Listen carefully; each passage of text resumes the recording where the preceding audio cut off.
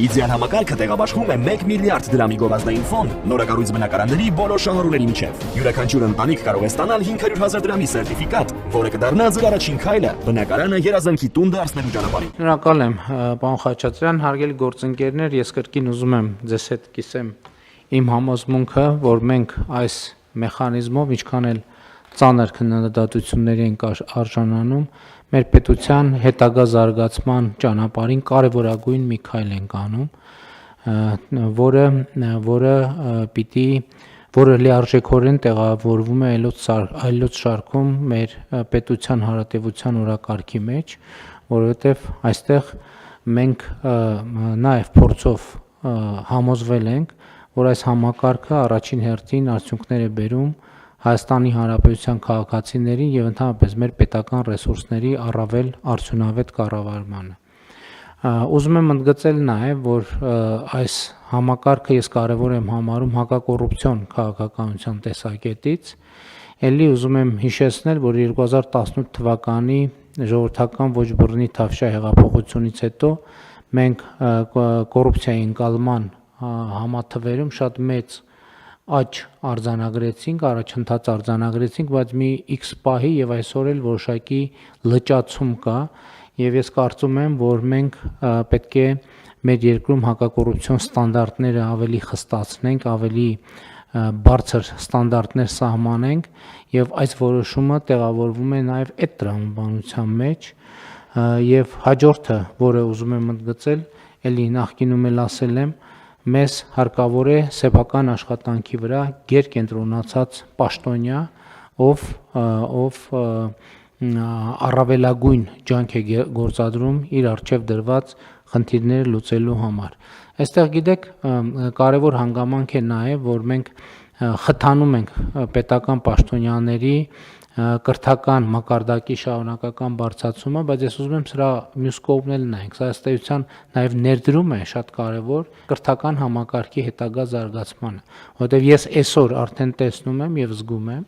որ մեր շուկայում, կրթական շուկայում արդեն նոր ծառայություններ են ձևավորվում, նոր առաջարկներ են անում, ինչը իր հերթին բերելու է տնտեսական լրացուցիչ էֆեկտի, որովհետև այդ ծառայությունները, որ ձևավորվում են, բնականաբար իրենք միայն պետական պաշտոնյաների համար չեն գործելու, այլ ընդհանրապես շուկայում սկսելու են գործել եւ փորձել հնարավորինս լավ ծառայություններ ձևավորել, ձևակերպել եւ այդպիսով մատուցել հանրությանը, ինչը ընդհանուր առմամբ մեր ռազմավարական ծրագրերի հետ համահունչ է, մենք աշխատանքի արդյունավետության եւ արտադրողականության հետ կապված ծրագրեր ունենք եւ այդ ծրագրերը նույնպես էականորեն շահելու են այս ամենից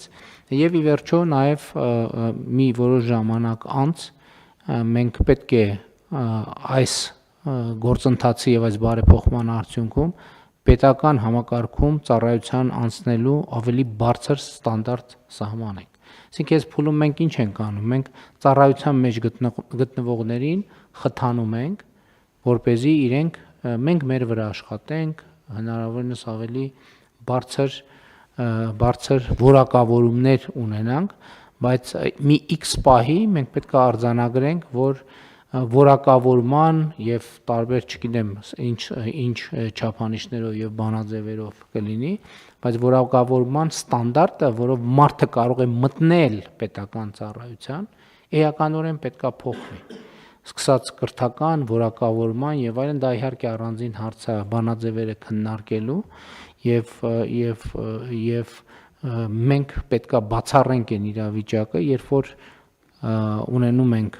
իրադրություններ, երբ մարդը պետական համակարգում անցնում է աշխատանքի, կան այդպիսի դեպքեր ցավոք, այն պատճառով, որ ուղղակի ավելի մրցունակ հատվածում պարզապես չի կարող աշխատանք գտնել։ Եվ ես ուզում եմ մենք հաշիվ տանք ով է սրանից տուժում է պետությունը եւ սրանից տուժում է հանրությունը։ Եվ ելի նախորդ տարվա մեր արդյունքները եւ ցուցանիշները մեզ եւս մեկ անգամ գալիս են համոզելու, որ այս ուղղությամբ ներդրումները իրենք բերում են լրացուցիչ արդյունքներ եւ այդ լրացուցիչ արդյունքները մենք կարող ենք այսօր մատնացույց անել, այդ լրացուցիչ արդյունքը առողջության ապահովագրության համակարգն է, Այդ լրացուցիչ արդյունքը կենսաթոշակները բարձրացնելու հնարավորությունն է, այդ լրացուցիչ արդյունքը նաև կրթության, գիտության ոլորտում, պաշտպանության ոլորտում մեր ունեցած ձեռքբերումներն են եւ այդ լրացուցիչ արդյունքը խաղաղությունն է, որովհետեւ ի վերջո եկեք արձանագրենք, որ նաեւ Հայաստանի եւ Ադրբեջանի միջև հաստատված խաղաղությունը նաեւ որոշակի համակարգային աշխատանքի արդյունք է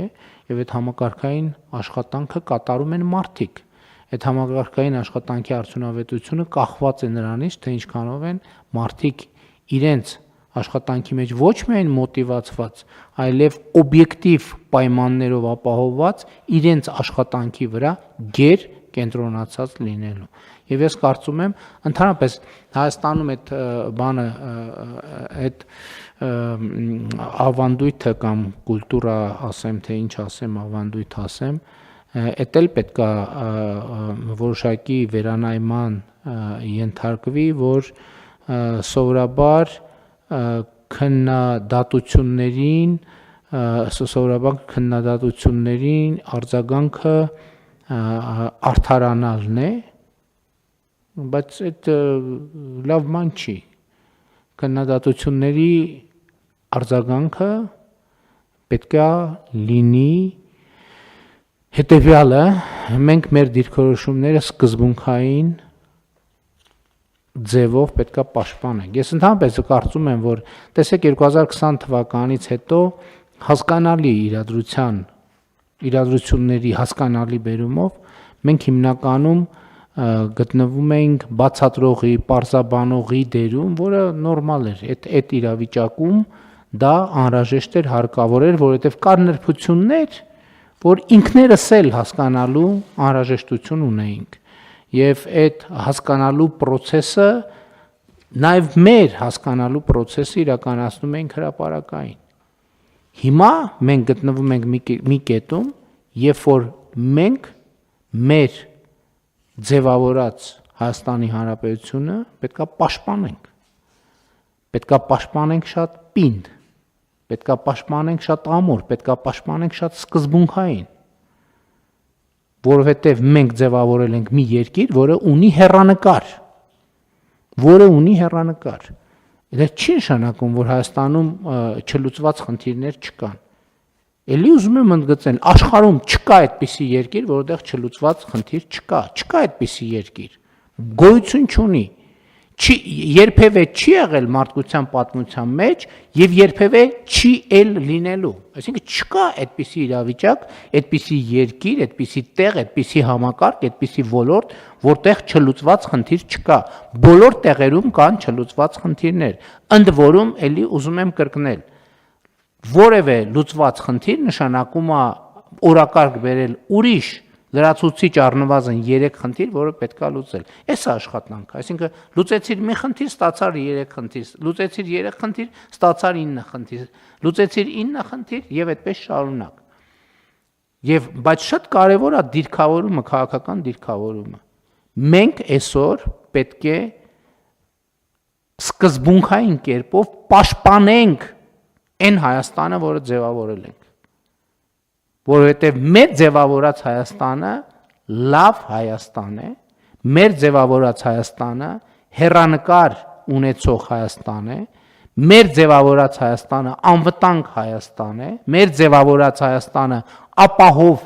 Հայաստան է, մեր ձևավորած Հայաստանը քաղաքացիակենտրոն եւ մարդակենտրոն Հայաստան է, եւ մեր ձևավորված Հայաստանը անընդհատ ռեֆլեքսիա, ինքը իրեն ռեֆլեքսիայի ենթարկվող Հայաստանը։ Այսօրվա ես ընդհանրապես այսօրվա Հայաստանով մենք պետք է հպարտանանք, որովհետեւ մենք հասել ենք պատմական նվաճման, մենք հասել ենք հազարամյա նշանակություն ունեցող նվաճումների։ Մենք հաղթահարել ենք առնվազն 1500 տարի մեզ հետ տեղի ունեցող անընդհատ կրկնվող պատմական ցիկլերը, Մենք հաղթահարել ենք